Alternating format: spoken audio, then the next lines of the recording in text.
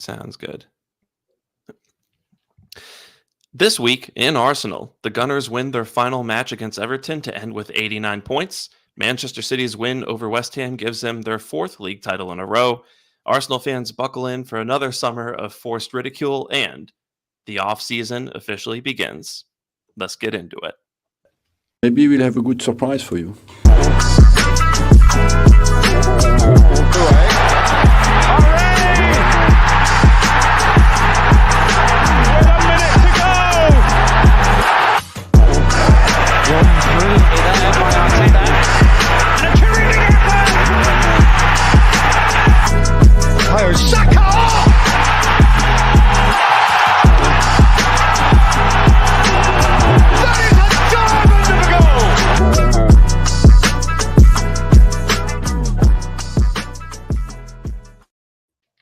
Welcome in to episode 57 of This Week in Arsenal. It is Wednesday. We're coming to you live a few days after a disappointing but also rather uplifting final day of the season. We won 2-1 against Everton, scoring the 89th minute. Kai Havertz did to get us the 3 points there, but unfortunately it wasn't enough as Manchester City defeated West Ham. I was going to say at the Midlands just because I'm that old, but at the Etihad to win their fourth successive title in a row, prompting questions about how competitive the league is and the 115 charges. And I'm sure that's something that we're going to be discussing all summer long. And we'll get into that. We'll get into kind of thoughts on the season, how we feel this is going to affect us going forward into the next campaign, the transfer window kind of starting to pick up the pace and more. And with me to do that, as always, is Sash, who you can follow on Twitter at LTArsenal. Sash, my good friend, how are you doing? I'm doing all right, actually. A lot better than I was on Sunday. I think I've processed the fact that, we're not champions this season, but also of real pride, about supporting this football club. Like, we're so together now, the fans, and I think we really have to be with the team now. So I am positive for the future, and I also think now over the next couple of days that we need a detox a bit from football because it's been a really intense season for us. And you always know that supporting Arsenal is going to be like an emotional roller coaster all the time. But I think, the next few weeks will be good for us to, get back down to a baseline level of dopamine, if I might put it that way. And my plan is to go on a holiday on Friday. I'm off to Denmark. So looking forward to just, relax and enjoy the next few weeks before the Euros start. And I'm really looking forward to that as well. I really love international competitions because I don't really support anyone and I just want to enjoy the football. So sometimes when you watch Arsenal play, you forget that, you're a football fan before anything else. And sometimes you get so emotional, but I'm just looking forward to enjoying the next few weeks and also the transfer window. But Sham, how are you otherwise? Hope all is well with you too. Yeah, I'm good. Same as you, and just recovering from Sunday. I agree. I love international football. I'd love it more if Pep Guardiola decided to take a job with the national team. I think that'd be a lot of fun. But before we move forward, I want to introduce our guest who. He is one of the faces of a great podcast in the Arsenal Opinion Pod. He also has been writing content on his blog, Le Grove, for over a decade and a half at this point, has been a source of inspiration for Sash and myself. I think, honestly, you might have been one of the first people to really talk me into the idea of Arteta as manager at Arsenal. So it's our pleasure to announce and bring on our illustrious guest, Pedro, also known as Le Grove. How are you doing, good sir? I'm doing great. Thank you for the kind introduction. It's good to meet you both. I don't tweet as much as I used to, but I definitely tune in, and you two are at the top of my feed with some of the fire content. So thanks for having me on the podcast. Looking forward to it. Yeah, no, it's a pleasure to have you on. We'll just kind of start with kind of immediate thoughts in terms of how we're feeling after the conclusion of the season, and just kind of where we think the club is in terms of the project, in terms of how competitive it is. So, Pedro, I'll turn this over to you first. Do you feel that the 23-24 season was ultimately a success for Arsenal, or do you kind of fall more on the side of no trophy equals, not a success? I think the season was a massive success for Arsenal. I think there were the two main objectives that I thought were important this season. Number one was managing 3 games a week from September, going from Europa League to the Champions League is an absolutely monstrous step. Playing 3 games a week when Arteta has been dropping out of cup competitions quite early with this young side was always going to be difficult to manage, and it was a test of Arteta and the fitness team, because Arteta's biggest weakness is he doesn't rotate, and we get key injuries at the wrong end of the season. So like managing the Champions League was important. The second one was keeping pace with Manchester City for as long as possible. To be within spitting distance of Manchester City beyond April was the win for me. To take it down to the last season was absolutely beyond the pale. And then, if there was a third thing that I was looking for, it was like, how do we develop our game? Arsenal signed a few interesting players at the start of last season. Arteta spent the first 2 months of the season trying to implement a new system that offered us more control, and more fluidity going in attack. A lot of Arsenal fans didn't like that. They thought that we should just do the same as we did before. But if you do the same as you did before, when you're going up against a coach like Pep Guardiola, who constantly evolves, you're going to be in trouble. So I was expecting there to be more pain. We changed our goalkeeper. We changed our left-sided 8. Jesus got ran out of the side by the end of the season. Zinchenko became less important. We lost our main right back. Our new right back, who was probably going to play left back. So Arsenal managed a lot of massive challenges. And I think post-November, the team that we saw is the team that we're going to see moving forward. So it was a big success. Would a trophy have been great? Sure. A trophy is always great, but only one team can win the league.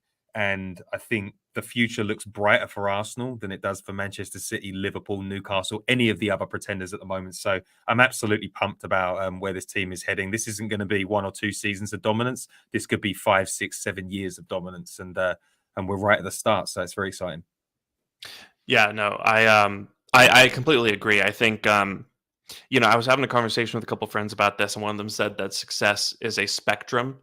And I feel like that's the case with most things in life, but that kind of really struck me and made me remember that there's different levels of success, right? At the end of the day, to walk away with the Premier League title, that would have been amazing. But we're looking at a team that, they finished with 1 point less than the Invincibles had. They had our record number of wins in a season, record number of points in a Premier League season. I think it was the second most clean sheets in a Premier League season. Our longest ever streak of consecutive away sheets.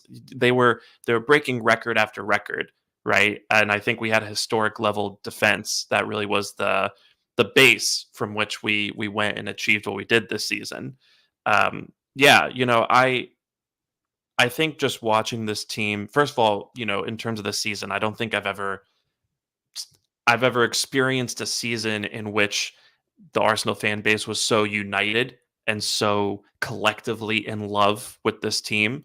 I came up kind of during the second half of the Wenger era, really, when people were starting to lose that faith and kind of question the team more and more and things like that, and see very obvious weaknesses in what we were doing. So I do think the season was a success. We took a Manchester City team that made history in their own right, relative to what they've already done, to the final week of the season, and I think we made a great account of ourselves. But Sash, I want to turn this over to you. Do you disagree, or do you also feel that this season was a success?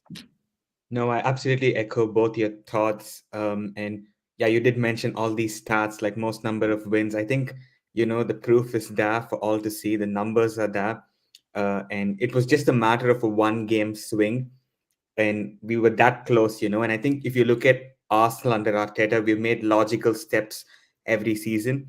So the first season he came in, obviously, he only was there for half a season, but he won that FA Cup and showed that he's really good tactically. And the way Arsenal was set up at that time was a bit more pragmatic. We wanted to, like just win the game because we didn't have the quality that we have now.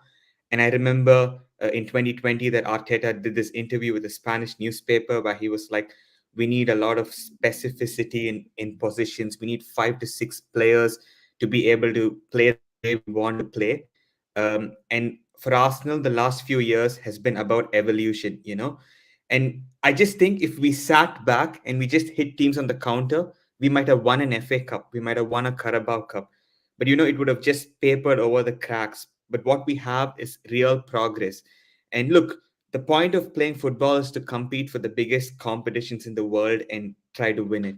And that's what we've been doing. Every season, there's been a progression in the points. We were not there in Champions League for 7 seasons.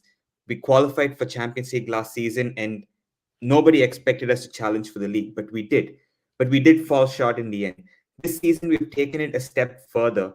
It's like the first time in about 20 years that going into the final game, we're actually stressed. We're like worried, like, oh, are we going to do it? And I think there is more to the game than just winning, and that's what this season has showed me. It's about also hope that a club can give you, and this is something that we did not have all these years. And of course, there will be elements from within our own fan base, from other fans who will lecture us, telling us you have low standards because we've not won anything in 4 years, which is fair. Like we obviously need silverware, but I think we should sometimes take a step back and look at the bigger picture, like how well we are set up for success. In the last 8 years, we're the only team apart from Liverpool to compete with Man City, and I think that's huge because just 3 years ago, people wrote us out of the top four. Couple of seasons ago, I remember me and Legro actually were fighting Tottenham fans. Well, not fighting, but we were just trying to tell them, like, look, under Conte, what you have is just someone who's going to be here for the short term. He got you top four, but where is the process? Like, we were not seeing it. We were looking at their signings like it was not making sense. You're signing Perisic, who's a decent player, but where is the direction with the signing like that? And we tried telling them, we got cooked, 500 quotes each. And yeah, 2 years later, you can see, look at where Arsenal are and look at Spurs. I think Spurs are doing a good job right now with Ange, but people did not see the bigger picture back in the day. The same people were telling me that Rafael Varane, why did Arsenal sign Ben White for 50 million when Varane was bought for 30? We were a meme. But now people have realized that, oh, wait a second, the way Arsenal have done it is the right way. And this season was about reinforcing that, no, it was not a one-off. And we've done that. And now we can build on it. So I would view it very positively. And yeah, I think it was a big success this season. That kind of leads me to ask. I'll ask both of you this. And Sash, I'll start with you. What was your favorite thing about this side this season? Ooh, there's a lot of things, but one thing I really liked a lot, I think, is the unity within the group. It's like we're a proper family, and it's like all players, they seem to be really in sync with each other. You can look at social media posts, obviously, and you can see the support like each player gets from each other. I really like that team spirit. That's something that maybe was not always there. I don't think we always had the best like dressing room in the past, to be honest, but now it just seems to be like this group of young players. They have come together, and a lot of people are like, wait, Arsenal, they don't have many leaders, like where is the experience? But I think what, like, the way we have built our project has allowed us is for leaders to emerge, from within. And that's what we are seeing. Like Martin Odegaard, when he was signed, no one thought that he would go on to become Arsenal's club captain within a couple of years, but he's done that. And there's so many players within our group that can actually be captain. It's like I look at the defense, I see Gabriel. Like, even if you're watching a game on television, the one voice you can hear is Gabriel's voice. Like, you can always hear the guy. He's super vocal. I look at even Saliba, who has, I think, a different character. He's more composed, calm, but I also see a leader in him. Ben White as well. He's been known to help a lot of players off the pitch. Even Zinchenko, who's not had the best season, I still think he's a leader. I just see leaders everywhere, and the way they all are together, it's not like there's a competition or there's an ego. It's nothing like that, and that's what I really like about this group. And yeah, long may that continue. That's a good one. Pedro, how about you? I like the growth mindset of the manager and the team. I think we went through 10 years under Wenger and Emery, and the player that you bought was the player that you got. And under Mikel Arteta, the player that you buy is not the player that they're going to be next season, and it's not the player that they're going to be the season after. I think like the case in point for me is Ben White. I mean, this guy, every season, people are like, somebody's coming for his position. Somebody's going to take him out. He's going to end up going back to, sitting behind Saliba, and he'll be on the bench. And every season, he adds a different layer to his game. And he won't get player of the season, but he's up there for me. He's resilient. He's technically gifted. He's always learning. He's got his own style of leadership. He's obviously dealt with some things in his personal life. He's dealt with Gareth Southgate going out of his way to turn the entire country against him. And you know what I loved? No one turned against him. People don't like him when they're playing against him, but I think most English fans like him, and it's a testament to his character that he's not getting booed at every single stadium, because I think everybody recognizes what an incredible talent he is. I mean, he got absolutely ruined by Matoma and Rashford last season, and people were like, you can't have a right back like this and win the league. I don't think anybody's saying that this season. And there are other examples throughout the team. Everyone forgets Big Gabriel at centre back. It didn't start for the first 3 games of the season because there were rumours that he was going to go to another club. And then he came back in, didn't miss a game. And there were points last season where I was like, this guy's playing better than William Saliba. Then you got William Saliba. He's developed resilience. You've got Martin Odegaard. People said that he didn't have a final ball, and he's delivering some of the best final balls in Europe. So I love that this team is in a constant state of development, because it shows that it's healthy. It shows that people want to learn. It shows that the coaches are still innovating, and it shows that the club is not going to rest until they get to the very top. I think that's a really good one, and that's a really good point. And when you said kind of the growth potential, the first player that popped into my head was Kai Havertz, right? Because we signed this guy, and like Sash was kind of talking about with Ben White, it was a meme signing, right? Where people were coming after us and making fun of us. But now we're looking at a guy who started out as a left 8 option, suddenly turned into maybe the most productive center forward in the Premier League, finished with 21 goals and assists in all competitions. And most of those came from playing up top. And he just looks a completely different player. And I think that kind of does lead into a little bit my favorite aspect of this team, which is the winning mentality, right? And it was kind of the first thing that struck me when the whistle blew for full time after the Everton game, which was, you saw Saka with his head in his hands, and you saw players kind of sink to the floor a little bit. Havertz scored the winner against Everton, and then just turned and looked like he'd, kicked the ball out and missed a sitter. I've never seen someone score and grimace right afterwards. And afterwards, he was being interviewed, was asked how he feels going into next season. He was like, I can't even think about that right now. I'm so frustrated. And then, Odegaard and Arteta are promising that they're going to come back and be even stronger. Declan Rice, I remember I watched an interview he did on NBC Sports, and he was kind of talking about the need to come back and get to work immediately. I think he said even something to the effect of like, starting tomorrow, we're going to start working on how we beat City next season. And I think it was either Lee Dixon or Robbie Mustoe who responded and said, well, you have to go take a vacation first. And Rice said, yeah, but look at these guys. They just won their 4th in a row. Like, there's no time for a vacation, right? Obviously, we'll take a couple days off because we need to. But, there was that. There's Timber kind of tweeting that Bible verse talking about you guys not having any faith.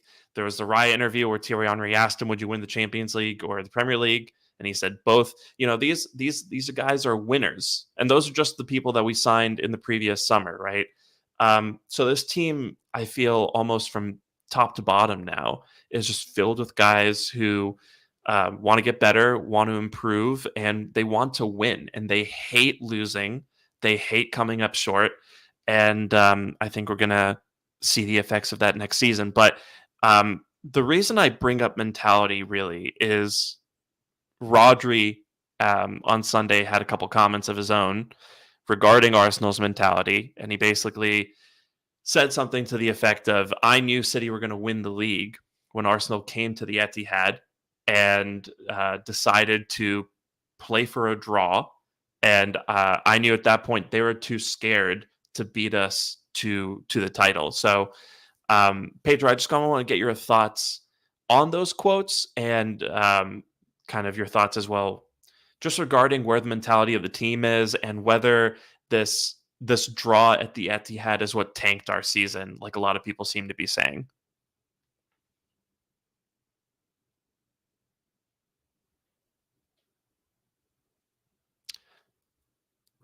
We Oh, can't hear you. yeah, Pedro, I think you might be on mute or Oh, sorry. yeah. I've got muted my mic by accident. How unprofessional.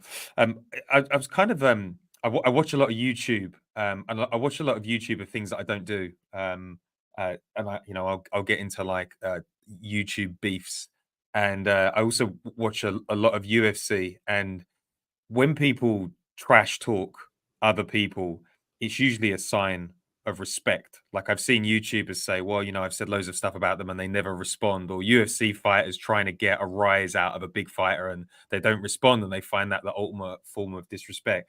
So the fact that Rodri, on one of the biggest days of Manchester City's history, they've won 4 in a row, is thinking about Arsenal, it tells you all you need to know. They're bothered.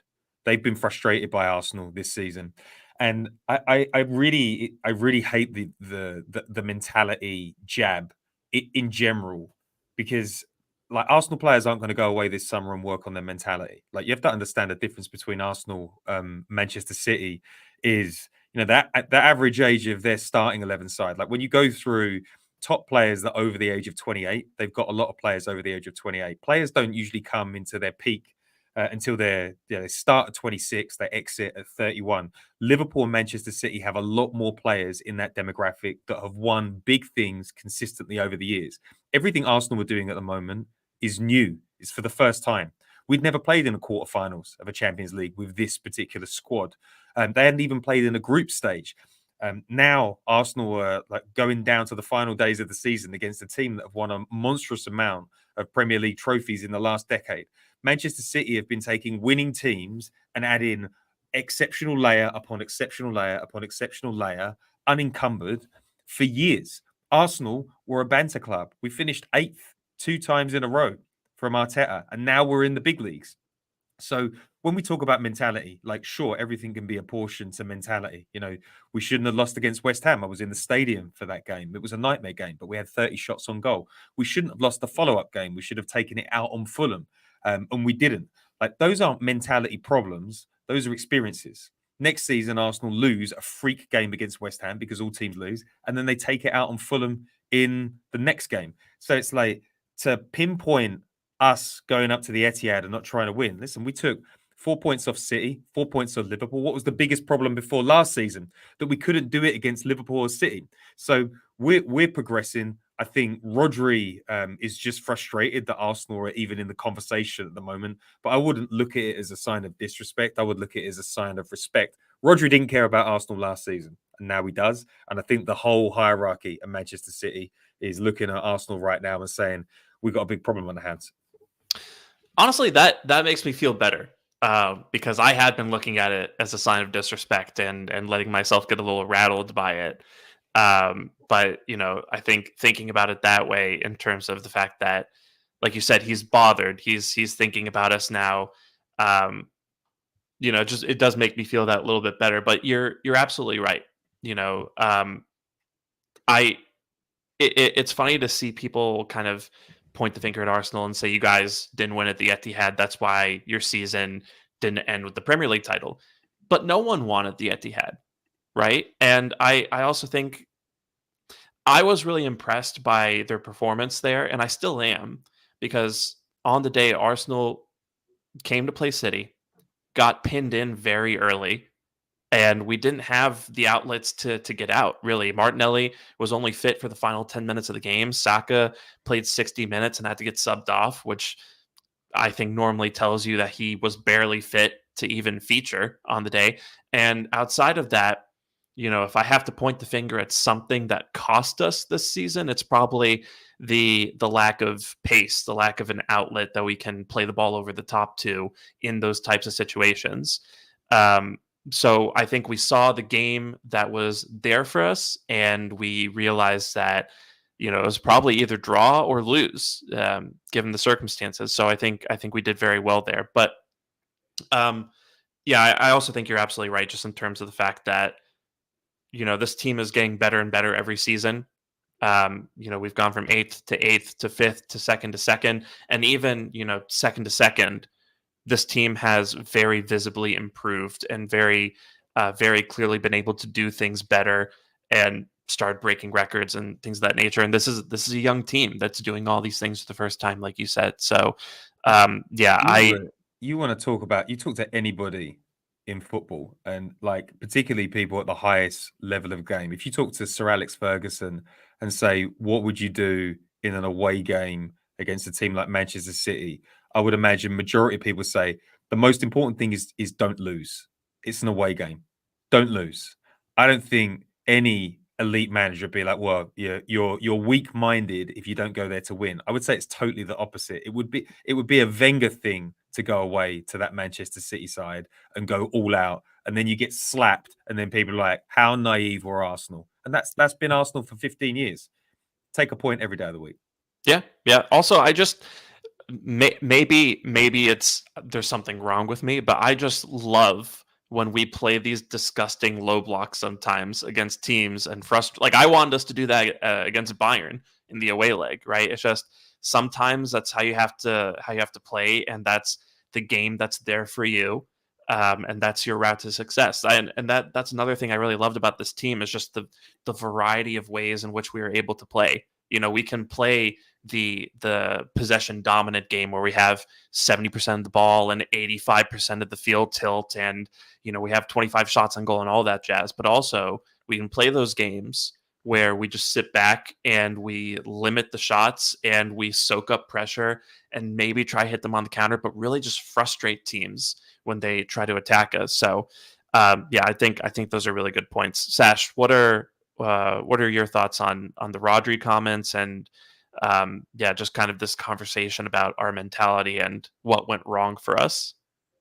Yeah, so there's a couple of things to unpack here. So first is I think the fan base, we really need to stop getting rattled by what like external people say. And look, I'm a hypocrite saying that because I'll be the first one to get rattled when Gary Neville or Jamie Carragher say something on Monday Night Football.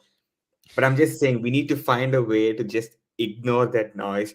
And with the way social media is, like you see the comment and you see the post having like 500 comments, 500 quote tweets, all from Arsenal fans angry. That also like makes you angry when you see those comments. You're like, oh, how could he say this? So I think the way Legro analyzed it was very good, because when Arsenal were not good, you should have seen the way Pep used to praise us before the game.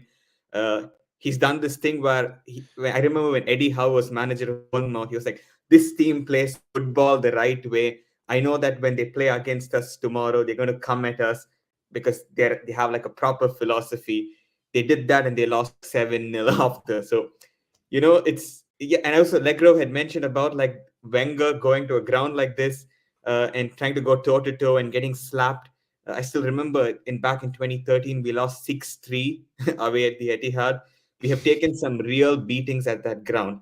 And the one time we won, the last time we won there was in 2015, and we won 2-0 that. And it was a game where the players actually went against the manager. The players went against the manager, decided to sit back. It was, if you remember, Coquelin, Cazorla, Ramsey, Alexis, Giroud, Chamberlain. It was actually a good team to like sit back and hit someone on the counter. There was a young Hector Bellerin as well. And it worked. We did what we had to do in the game. And then there was a point in that game in the second half where we suddenly, like, it's almost as if we reverted back to old character and we started going gung-ho. And then, the players had to like calm things down and again realize, okay, no, we should not. So I think personally that we have to be very like calculative in some of these games. And as Pedro mentioned, we should not lose the game. That's the most like important thing. Get a drop, but if you lose, then City are ahead of you.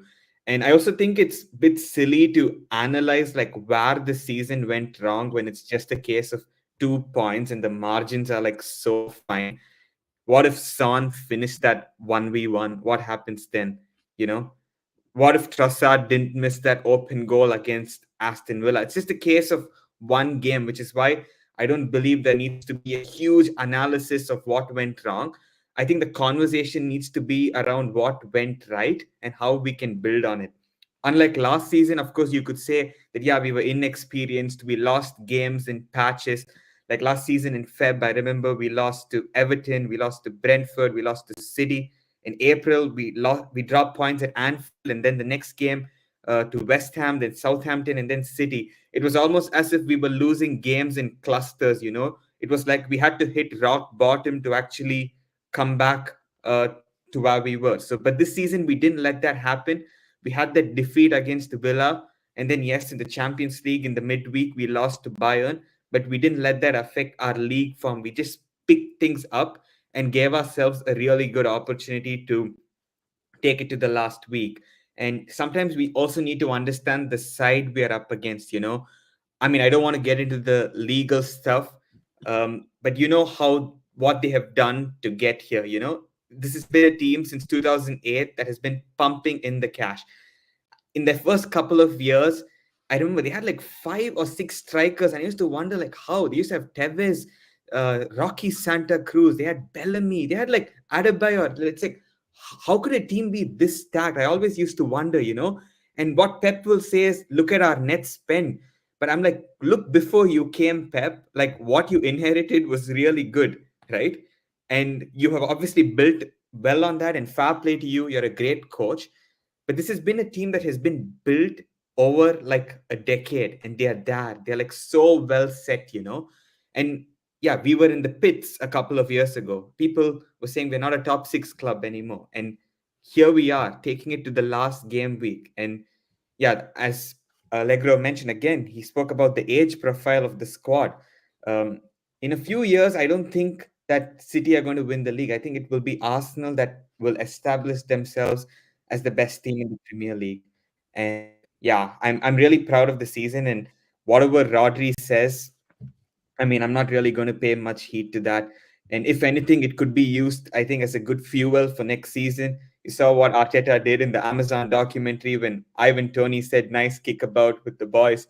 I don't think the players need any motivation next season, to get it one step over the line. So that's my take on it. It's going to be really funny when Tony goes to a different team this summer and we play Brentford and beat them next year, and 14,000 people tweet, nice kickabout with the boys for the 5th season in a row. Yeah, but yeah, no, I think those are really good points. And City have they have been punished for financial indiscretions in the past. I'll put it like that. And so, there is something to the idea that we might not be competing with someone who's playing fair. That's not really for us to decide. And again, that's probably something we'll talk about more in depth as more details emerge about this ongoing case. But yeah, City clearly are just doing some different things, and for Rodri to come out and kind of say the things that he said about us, I just think it's dismissive. But yeah, I'm trying to think about the way that Pedro's kind of talking about it here. Sash, you did mention kind of us going into next season and us being motivated to compete again.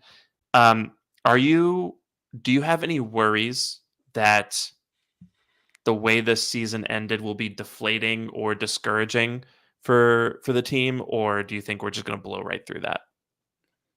I think we will like build on it, as I mentioned. I think the players should not look at this season as, oh my God, we fell short. I think how they will view it is really positive. And as I say, we have progressed every season. First season under Arteta, 8th, right? The first full season, 2020, 2021, 8th. Next season, we finish 5th. We narrowly miss out on Champions League football. We don't end the season well. And that's when everyone writes us off. That's when Spurs fans are like, Arsenal have finished. Look at us. We're signing Richarlison. We're signing Perisic. What happened the season after that? We finished second. Nobody expected us to compete for the league, but we did. But we fell off in April and everyone called us bottlers. Did that deflate us? No. This season, we've taken it one step further. We lost to Aston Villa, like I mentioned, but we didn't let that result deflate us. We put that behind us and approached the next game as a new game. And we built on that. And we took it to the last game week. So I don't think this squad is going to be deflated at all. I think, if anything, they're going to look at their progression and be like, actually, this season, there were many games we could have played better, especially in the first half of the season. And that's what I think the team will even be telling themselves, like, let's get it right from the start. Let's just carry on this end of season form in 2024, where we lost one league game. I think we won like 14 out of 16, something ridiculous like that. Let's just look to build on that form. I think that's what the message will be. And of course, we're going to have a summer window now where we build on top of this. And sometimes people get the level of change that was there to our team.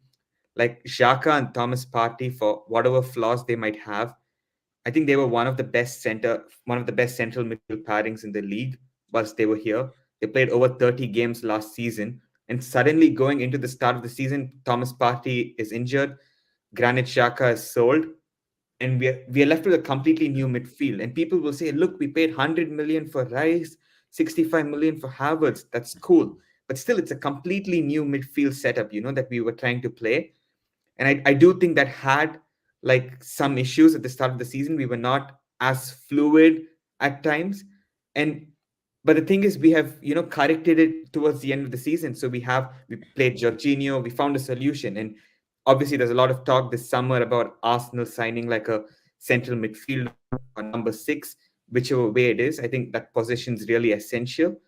And yeah, I think we will build on it. I think we're going to be really good next season. And I think we will get 95 points next season. And if City are to get 97, so be it. But let's look at ourselves. That's what I will say, And as the days go by, I think I'm really becoming a believer in this philosophy of stoicism, where you just focus on what you can control, just the externalities, what people say, what other teams do.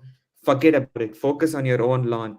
You did 84 points last season. You did 89 points this season. So next season, let's again improve it by 5 or 6 points. If we get to 95 points and fall short, that's okay. Fair play to the team that won it. But let's focus on our own lawn. And ultimately, I think it's going to click. Yeah. I mean, it's in terms of that bit about stoicism. It's I think we all know that we're kind of in for a summer of perhaps people engaging in bad faith with the result of Arsenal's season. And I just think it's funny because, you look at Manchester United, I mean, I'll go ahead and say it. I think Erik ten Hag this season was the worst manager in the Premier League in terms of the amount of resources he had and how that played out. So they're going to be looking for a manager. It'll be interesting to see how that new collective of executives they've put together, what direction they push the team in. And then you have Chelsea, who just fired Pochettino, and now they're going to try to go hire a young, inexperienced manager. And, they keep hoping that they can kind of recreate what we have with Arteta, but it looks like they're going to go get McKenna from Ipswich and then immediately require him to qualify for Champions League. So best of luck to him if that is what happens. So yeah, other clubs have their messes that we're cleaning up, and we're in a very stable spot in terms of the players, our players, and how they're feeling heading into the season.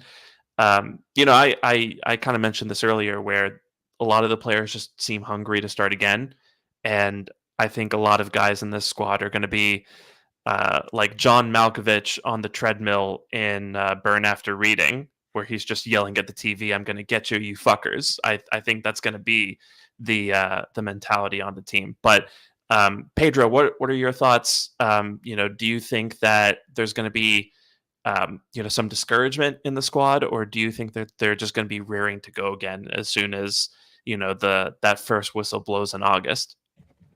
I think there'll be a level of dissatisfaction in the squad at the season.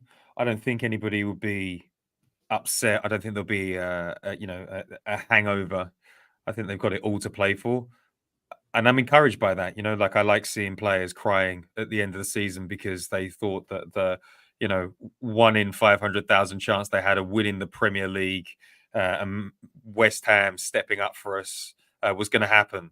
So I think there'll be a lot of hunger. I think we'll be really driven heading into next season, and my hope is that it will go the way that it went for Liverpool after they were just pipped by Manchester City, the 98 point season.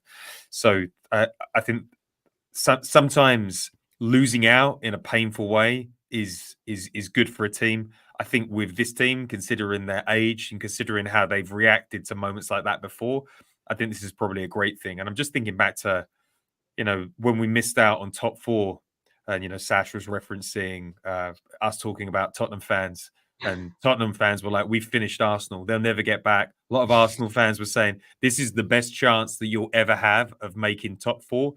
And the next season, the rest is history. And I think that's what it will be like for Arsenal next year. I think we'll come back stronger, fitter, more prepared. We will have a stronger mentality because we've been through these things before, and we'll have a lot more tools at our disposal. Kai Havertz was not a false nine at the start of the season, but he ended that way. And I think that we'll see a lot of benefit to having players like Timber in the side because he'll be able to offer us a lot more tactical flexibility. So I don't think there'll be a hangover. I think that there will be a very, very strong reaction and a determination to get a trophy over the line. Yeah, it's funny because I've spent most of the last several months thinking about what this team would have looked like if Timber was in it, right? And I think the Havertz left 8 thing might have actually worked out a little better if Timber had actually been available, because I think maybe the plan there was based on what we saw against Everton on Sunday.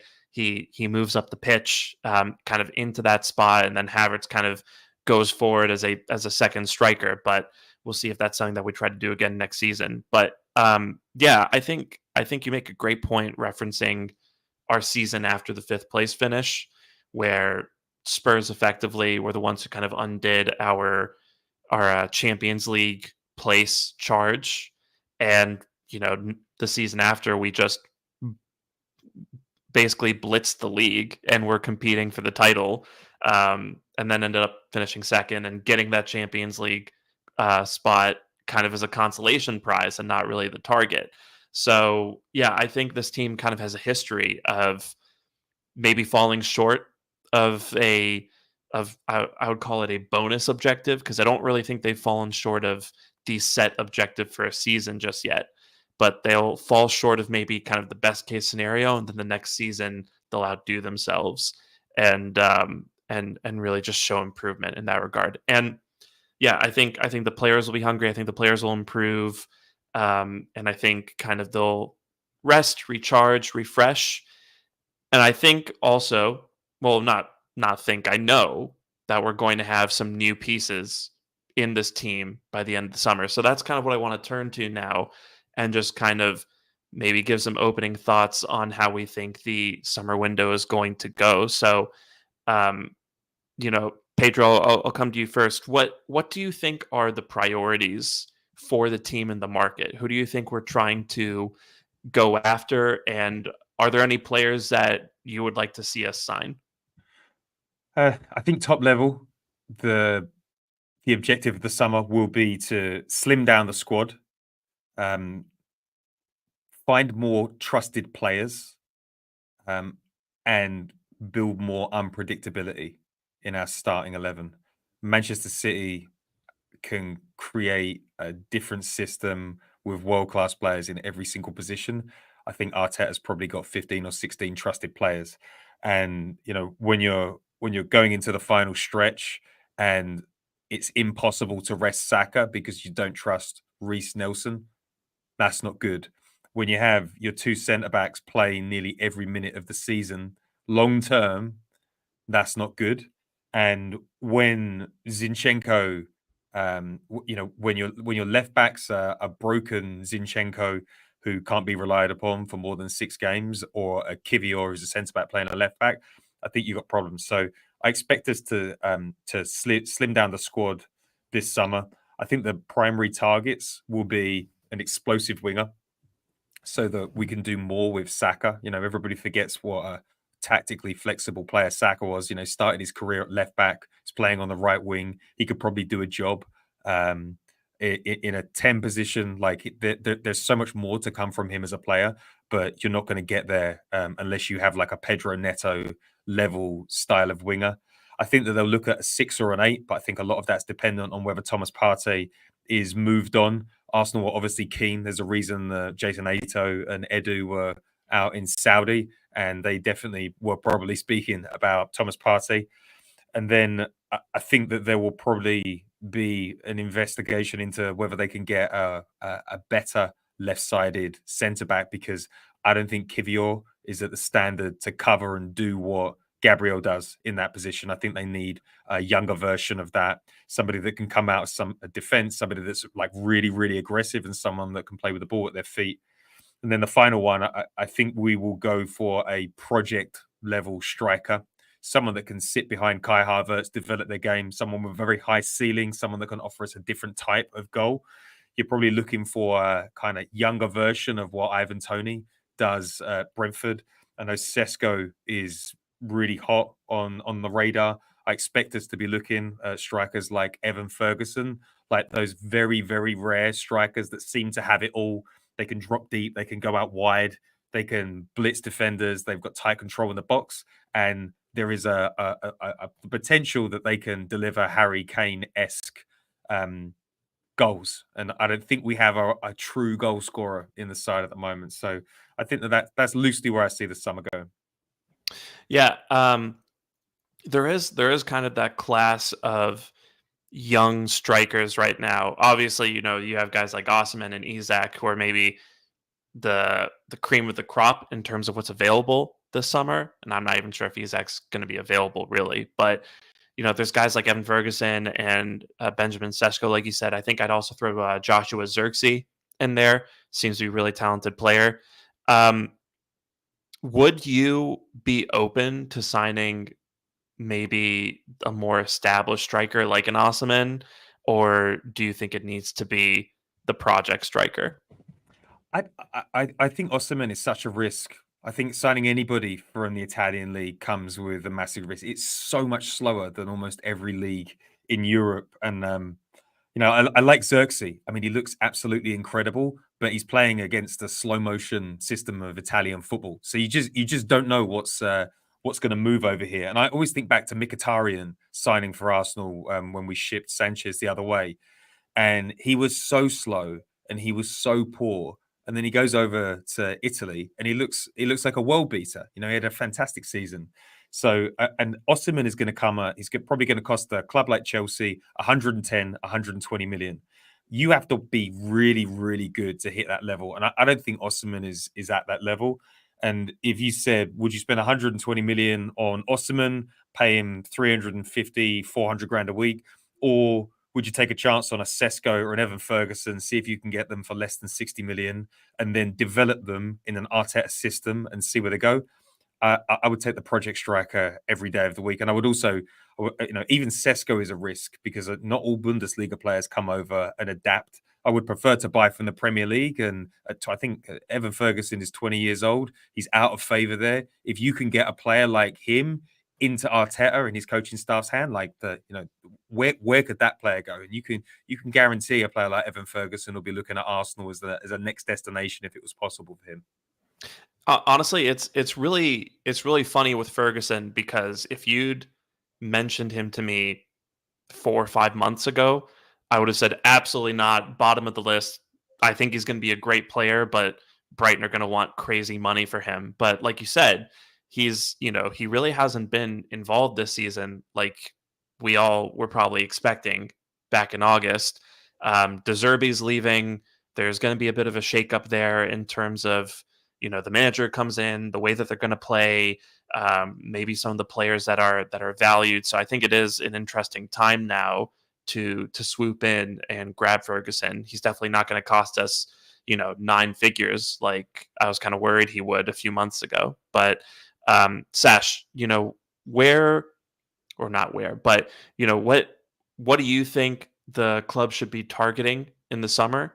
And are there any names that you particularly like, including some of the guys that we've already discussed here? Yeah, so I think it's going to be a tricky one, especially in certain positions. So I think it's quite clear the club want a forward. Now, whether it's going to be a center forward or a wide forward, I don't know. I can't see us signing both. But I think we just need to be smart about it and go for the best player who's available in either position. So, I mean, this is a bad example, but okay, I'm going to use Mbappe's name just for illustrating my example. If Mbappe is available like a wide player who can also play down the middle, I would probably pick him over, I don't know, Osimhen or some of these guys that people are throwing out. Like I would look at the player and then decide the position, if that makes sense. So for me, the key is to sign a quality forward who will bring another dimension to how we play. Ideally, that player needs to be someone who's rapid and who can stretch defenses. Because Sham, as you mentioned, at times this season when Martinelli was not there, we lacked an outlet. And you saw even in the Porto game, great Trossard, uh, on the wing and Saka, but Porto were really brave in terms of like coming at us and pressing us because that threat in behind was not so much. So I would like the player we signed to be rapid, but also clinical in the box. And I know there's a lot of things that I'm asking from a player, and it seems like okay, it's just two or three things, but it's really hard to find a player like that who's proven, who's going to come in and do it. So it's really hard. Like, of course, Isak's a good player. I think he can be good for us. But at the end of the day, I don't think there's any like revolutionary signing out there. Like what Declan Rice was in midfield, we could pinpoint him and be like, this guy is the real deal. He's going to transform our midfield. I don't really see like an obvious option out there for the forward line. But if you ask me, I would maybe go for someone like Leao. I know he's Italian league. I know it's a slow league, as Legro mentioned, but Mo Salah also came from there. So I guess it's about like picking the good apples that you find more than anything else. So I think he can be a really good player for us. He's 24. He's done really well even in the Champions League. I think he can give us good competition outside. So he would be one player that I'm sort of looking at. I would also look to sign a central midfielder. I know this position is not that straightforward. There's been a few names that has been like thrown out there, but I really like Bruno G. I think Bruno G gives us. I think he's the most proven option that is out there, and that he's been in the Premier League for a couple of years. He's been at Lyon. He's had a really steady progression in his career. Starts for the Brazilian national team. I think he'd be a fantastic signing. And would I pay the release clause of what 80 or 100 million? Depends on our budget, depends on how much we have, how much we can commit. But I think if you pay even 80 to 100 million for Bruno G, I think you know what you're going to get from him. You're going to get a good level of performance. He played, I think, 37 out of 38 Premier League games, and the one game he missed was because of suspension. And when I just look at it on paper, Bruno G, Declan Rice, Odegaard, I think that's a title winning midfield three. I think that just has everything you need. So I would probably go for someone like him. And yeah, defense is going to be, I think, quite tricky. I personally wouldn't go for a left center back specifically. I would rather sign a right-footed center back because I think they're more flexible in terms of where you can use them. Of course, I know we have Ben White already who can also fill in as a center back, but if we could find someone, it could be, I don't know, Mark Guehi or Diamonde, who all the tacticos on Twitter seem to like. I would take one of those players. It's more about, yeah, it's quite clear Saliba, Gabriel, they're going to be the starters, but once one of them are injured, you don't want the level of drop off to be too high. And of course, a new goalkeeper. But even though I didn't really mention it, I would also like if we could sign, I don't know, it's not a player with experience, but a player who's been there, done that, and who's also like really good. Maybe if someone like Kimmich is available as an example, someone like that, I think will be a nice addition to have in the squad. Obviously, depends on what the price is. But you can clearly see someone like Jorginho, who was signed for 10 million last year in January. People were like, why are we signing him? I think he's actually been an immense signing. And in many ways, I think the second half of the season, he was a big reason why our fortunes turned around. So I wouldn't be opposed to signing the right sort of experienced player who can come in and I think give us something different. But who that player is, I'm not really sure. Yeah, it's an interesting market because, like you said, with Rice was the gem, the crown jewel of last summer's market, I think. And there's a reason why we were working on him for months and months and months before the summer window, and there wasn't really anyone like that in this upcoming summer window. And so, kind of the noises out of the club, the reports that we've seen kind of suggest that we're going to be looking for more market opportunities. And yeah, I think that's kind of just down to removing risk from the transfers, right? So I do like the idea of a Sesko, like Pedro said. I just because we know what we have with Havertz, and we can bring in a guy with a high ceiling and put him behind Havertz to just develop and kind of grow into the team. Then when he's ready, we'll ease him in and hopefully have the next Harry Kane.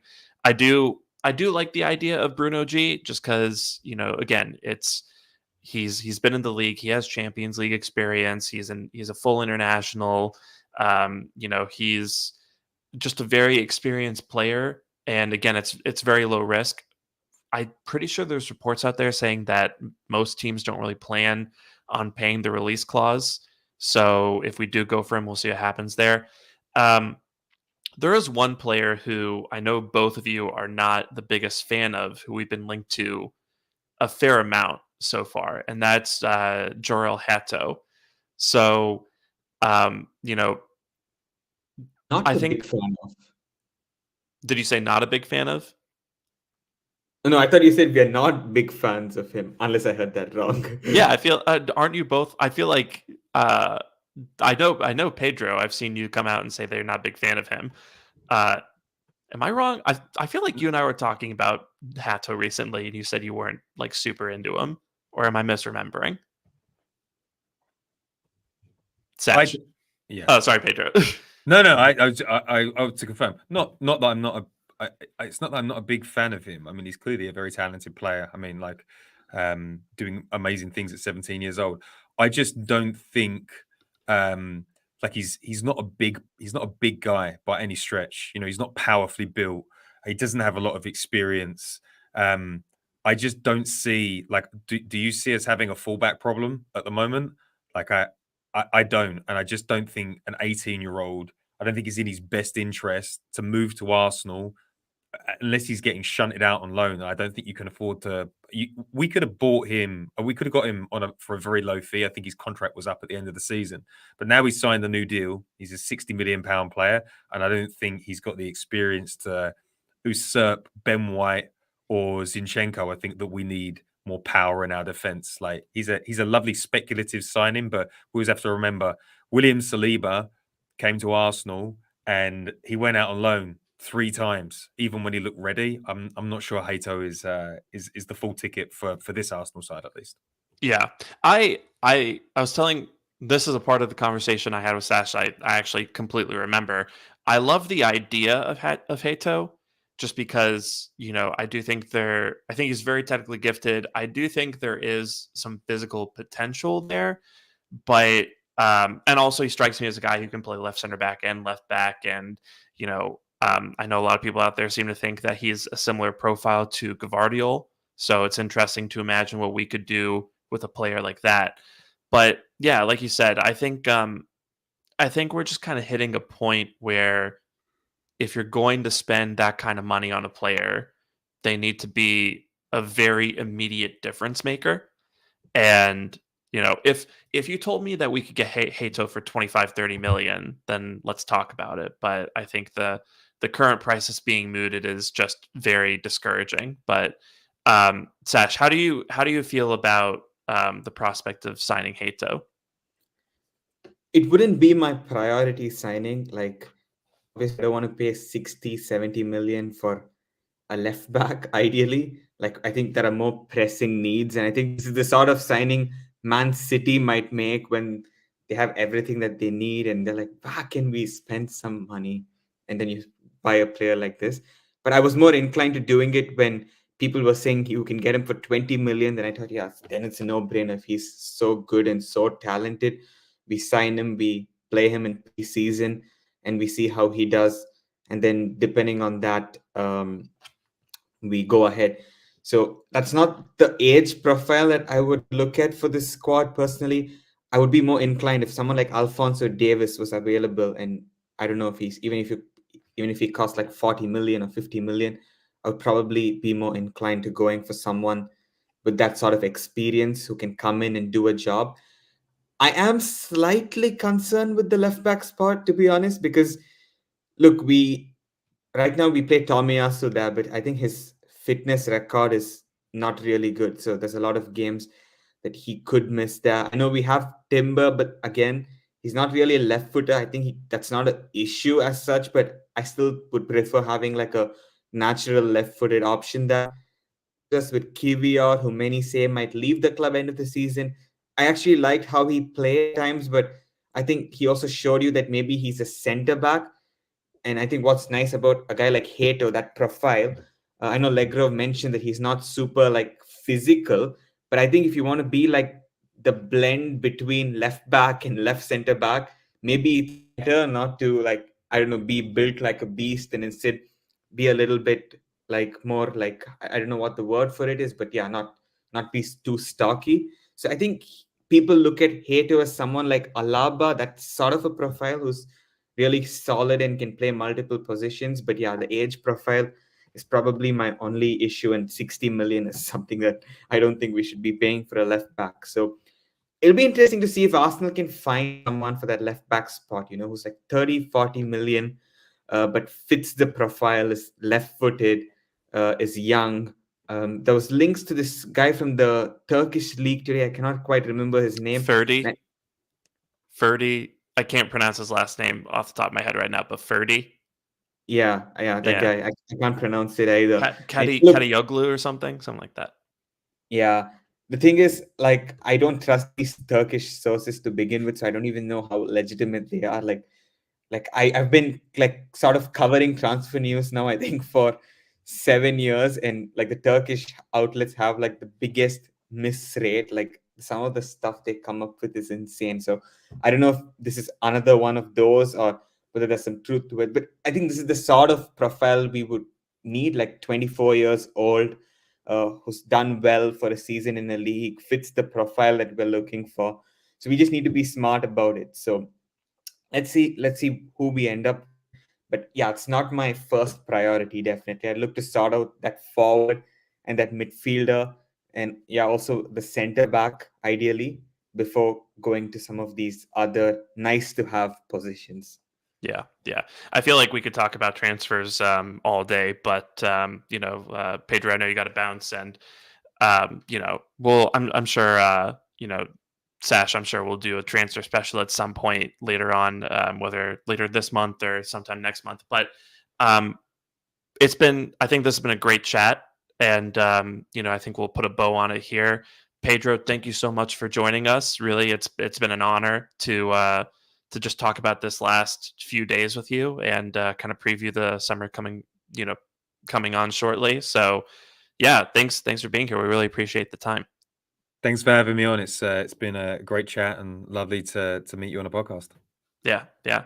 And we're looking forward to having you back on. And just thanks for thanks for being here, and thank you for the kind words before we hit the record button. It's been great. So you guys can follow Pedro at Legrove. Please do check out the Arsenal Opinion podcast. It honestly is one of my favorite Arsenal podcasts to listen to. I think you and the guys you and Matt and Johnny really put on a great show. That the Arsenal Opinion tends to be my driving into work podcast. Something about you guys talking is just fun to like. It's like a 35, 40-minute drive for me. So it's nice to just have you guys kind of in the car with me. But it's be sure to check out that pod. You can follow Sash at LT Arsenal. Oh, and also read Pedro's blogs as well. I mean, just great insight. Pedro is one of the people who like initially talked me into being on board with the Arteta to Arsenal idea as a manager. I'll never forget kind of just the City title winning DNA that you were mentioning back then. And you were right, it turns out. So be sure to follow Sash at LT Arsenal. Please be sure to follow myself at Shamsdale. There's about 3,700 of you watching. So please do also follow the pod at This Week Arsenal. If you're listening on YouTube, like, comment, subscribe, hit the bell. Spotify and Apple, please do leave us that 5-star review. Really does help out. And we will be back next week to talk about some more off-season things. Probably that's going to be a season superlatives episode, so please do tune in. But until then, be a gooner, don't be a goon, and we will talk to you soon. So until then, take care, and bye-bye. Maybe we'll have a good surprise for you.